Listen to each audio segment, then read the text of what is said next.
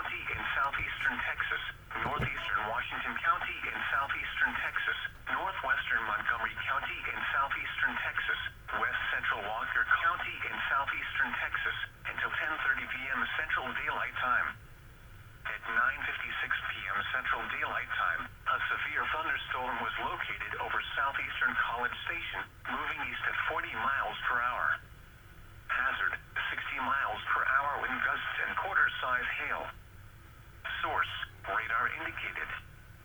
Impact, hail damage to vehicles is expected. Expect wind damage to roofs, siding, and trees.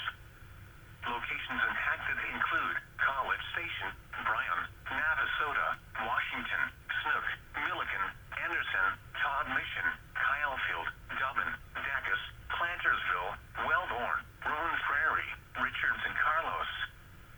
For your protection, move to an interior room on the lowest floor of a building.